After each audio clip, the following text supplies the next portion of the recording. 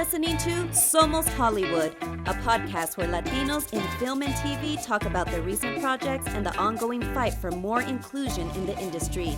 I mean, we're already here, and we're not going anywhere. So yeah, apúrense. We are ready. We are talented. We are Hollywood. Somos Hollywood. How's it going? Hey, how you doing, Isabella?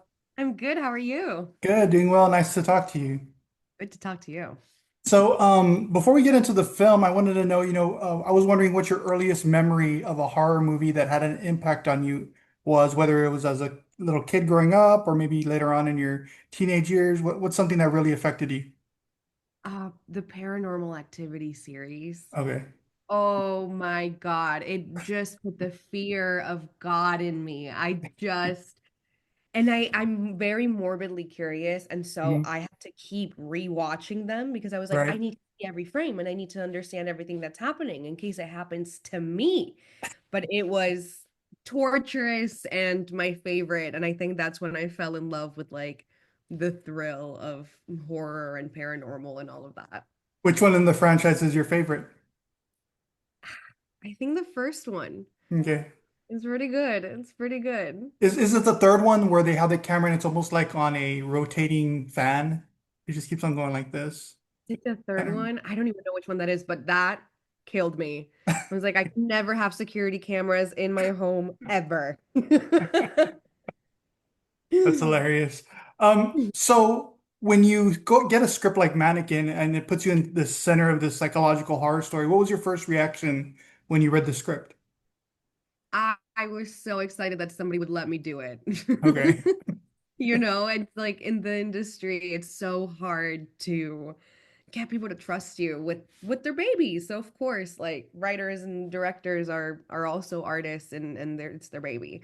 And so I get it, but I had luckily previously worked with John and we had already established a trust and a rapport, and knowing that he wrote this for me and to have the trust to be able to carry such a weight was very, very, very special. I didn't realize that he wrote it for you. How does that feel as an actress when somebody tells you that? It's feels fake. It feels like you're being lied to. It's awesome. I mean, we did initiation first and it got into South by and then the Hmm. pandemic happened. And so he wrote this film for the exact same cast and crew. Like we essentially all of us came back to do this because he wanted us to have a shot again as a company. And I think it was so smart of him and it was so lucky. You don't usually get stories like that in the industry, but he is such a all of his people have come along with him. Like everybody that worked on this film has known him and worked with him for 15 years. Hmm. And so I think those kinds of relationships are the ones that end up making the best art because there's such a rapport. And so I was very, very humbled that he would ask me to come back and play. That's awesome. Really quick, back to the paranormal stuff. Have you ever experienced something like that in real life? Oh yeah. Okay. Oh yeah. So we have how much time do you have? Oh, so you've a lot. I mean, I think, I've experienced one or two things in my life in my 45 years, but it Oh, sounds like you've done, you've had a lot maybe, more. maybe it's just that I'm biased or like, it's like the placebo effect because I so genuinely believe in it that I'm like, that's a Mhm. ghost. That's a ghost because that's what it had to be. But I was born and raised in Colombia, and so it's very ghosty there. A lot goes on paranormally. So are you the type of person that experiences something and then runs right out of the house, or are you more curious about what's going on? Uh Everything that I've experienced has luckily not felt threatening. And so if the energy is cool, I feel curious. I haven't yet ran out, which is crazy because when I'm watching horror films, I'm always like, run, don't be dumb. And then I exactly in the same breath, I'm like, I'm gonna be dumb and I'm gonna stay. But I do think it's kind of a part of the human experience in the sense of like it's whatever's next. And I do think that our energy sticks around in some way. And I am curious about that. So my morbid curiosity gets me. Yeah, there's a couple of scenes in Mannequin where I was asking your character, just leave, get out of there. From the beginning, I was like, Right we from have the go so home. so that brings up a good point. Like, how did you take on your performance and make it something that felt like grounded since there was so much supernatural happening? Um, I mean, the fact that I believe in it helps a lot. right. Originally, actually, in the script, there was a Ouija board, and I told John I will not be a part of anything with a Ouija board. Like, I can't, that's where I draw the line. Um, Okay. so at first he was gonna build one himself, and I was like, that still feels bad. And he was like, all right, fuck a Ouija board. Um, so believing in it helps. But also this cast is so we're all friends in real life, and it's so easy to fall into like our dynamics that the ghostly story aspect just sort of Mhm. came on top of it, and that was very, very lucky. Because we got to be grounded and silly and funny and play off of each other in a way that sometimes you don't get to. I've never played with a Ouija board myself, but it's kind of funny to be scared of something that is sold in the toy aisle, right? Ugh. Why is it sold as a toy? I think that that is a conspiracy.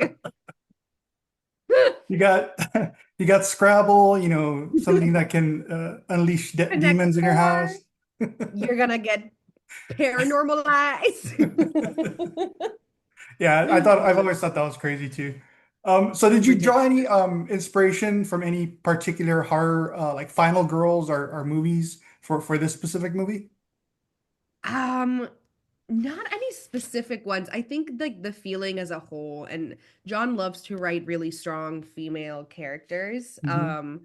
And this notion of the energy that female characters bring in horror, where they're like a little bit blinded by their need to know or their curiosity or whatever, but also very driven to figure out what's next or what's happening or the source, is really what I tapped into. Of like, I completely stepped out of any self-preservation and was just like, okay, like if my sister was dead and I really believed that she did not kill herself, I wouldn't stop at anything until I figured it out. And I just had to Hmm. tap into that. Yeah, makes sense. What about did you ever tap into your co-star from One Day at a Time, Justina Machado, and her performance in The Horrors of Dolores Roach? You mean Tony nominated Justina Machado? Princess of my life. Anything I do thinking about how she works in any sense. I say it over and over again.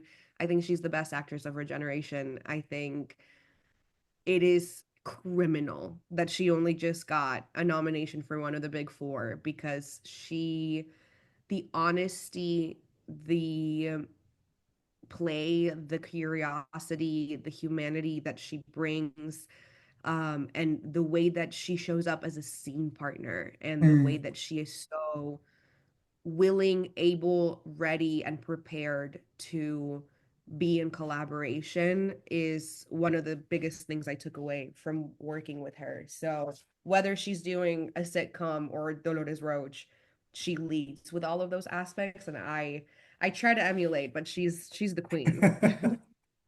I wanted to ask you about the setting of this film inside this warehouse type space. How did that influence your performance? Because this is something different than your average haunted house type setting, right? It's a lot bigger. It's like I could like I think I'd be more afraid inside something like this than walking up the stairs. Yeah, I loved the setting of it. I thought it was so gorgeous, but also there was something about the highway being right there that made you feel like you were in a fishbowl, and Mm. like you were on display for everybody to see, but nobody to be able to get to and save. And that on its own was very jarring. Because LA never sleeps. And so we were doing night shoots, but we were still seeing all of these trucks and all of this like traffic and people, and we're in downtown. And so you can hear the world. Hmm. And there's something so deeply terrifying about being in the midst of people and knowing nobody's coming. Right. And I loved that aspect. I feel like, yeah, usually you get the like, oh, you're in the middle of the woods, so you know nobody's coming. But there is something added to the like, even if somebody was watching, they would not come to save you from this. Right. It's sickening, and I loved it. You brought up how John writes female characters well. How important was it to you or interesting to you that this whole movie is basically a female-driven horror movie? I mean, I love working with women. Yeah. I love a female-led set. I do find that a female-led set tends to be much more inviting and warm and playful. And I personally work best in those kinds of environments, especially if I can go into a set not feeling like I need to prove myself, but Mhm. like I get to play, then that's when my best work comes out. And I feel like women are so good at being nurturers and creating an environment where people feel safe and like they're able to be themselves. And so I knew that this was definitely the most heightened emotional like character of my career thus far. And so I was very happy to know that I was going to be surrounded by women, and not only women, but women who I already know and love and trust. Yeah. So you've done comedy, you've done drama, and now horror. What have you learned about yourself as an actress moving between all of these genres, do you think? I've learned to never say never. I originally started dead set on I'm a dramatic actor, I'm not funny, I'm not ever doing comedy. And then the first big job I booked was a sitcom. Right. And I had to get on board very quickly. And then I fell so deeply and madly in love with comedy, and it's maybe my favorite thing to do. I think that the way that you can connect through comedy is unlike anything else. And then for a long time, I told my team I won't do any horror because of the Mm. superstition. And then John came to me with initiation, and I was like, okay, well, if it's not paranormal, like if it, okay. And then he came to me with this, and I was like, you know what? So just not putting any limiting beliefs on myself. And if I'm going to be an artist and be a part of this kind of industry, I might as well lean into the play and say yes to everything at least once. Okay, so it sounds like you're still kind of open if they want to close up that Ouija board trilogy movie franchise. We can Maybe they talk. can. We can talk. Just as long as you don't have to touch it, maybe. Yeah, I'm like, there has to be a priest on set at all times with me. Hey, Isabella, thank you so much for taking the time. I really appreciate it. And congratulations on the mannequin. And we can't wait to tell more people about it. Of course. Thank you so, All so right. much. Have a good day. You too. Bye.